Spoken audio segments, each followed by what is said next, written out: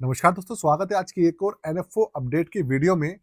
Kotak mutual fund house ने finally अपना एक पैसिव इंडेक्स फंड लॉन्च कर दिया है। फंड का नाम है Kotak Nifty 200 value 30 index fund.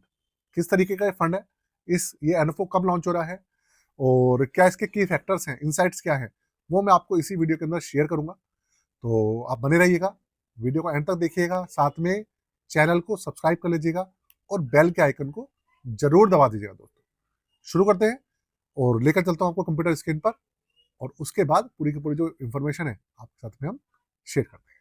Computer screen आपके सामने चालू हो चुकी है। फंड का नाम आपके सामने है Kotak Nifty 200 value 30 index fund.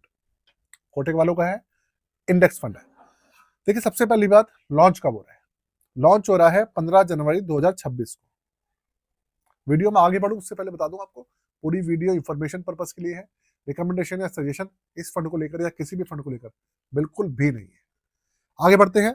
15 जनवरी को ये लॉन्च हो रहा है और 29 जनवरी को ये क्लोज हो जाएगा।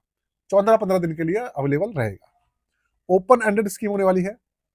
एनएवी रहेगा इसका मात्र 10 रुपए।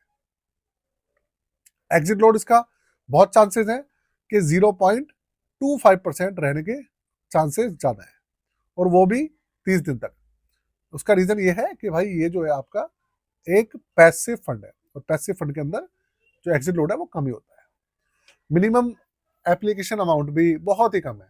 मिनिमम एप्लीकेशन अमाउंट है इसकी 500 रुपए, और मिनिमम एसआईपी अमाउंट भी आप मान लीजिए 500 रुपए इसके अंदर। आगे चलते हैं।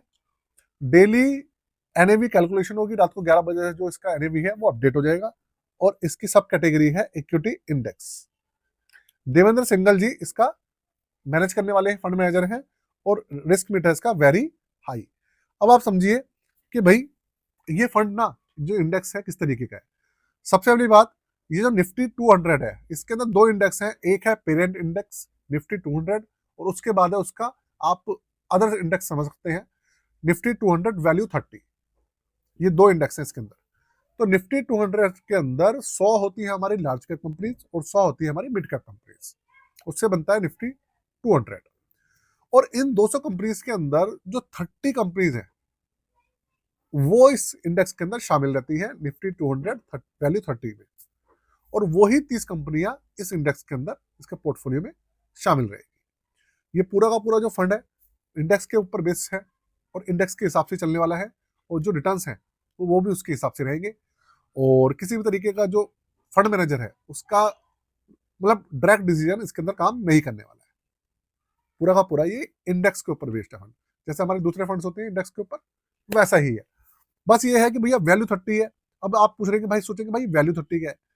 देखिए, ऐसा है कि इनका ना पूरा का पूरा ये जो इंडेक्स है इसको अंदर जो 30 कंपनियां ये शामिल करते हैं 200 कंपनीज में से, तो इनका पूरा का पूरा वो है, प्रोसेस है। अलग अलग पैरामीटर्स होते हैं जिनको ये चेक करते हैं, और उन पैरामीटर्स के ऊपर जो जो स्टॉक्स खड़े उतरते हैं उनको ये इन 30 कंपनियों में शामिल करते हैं।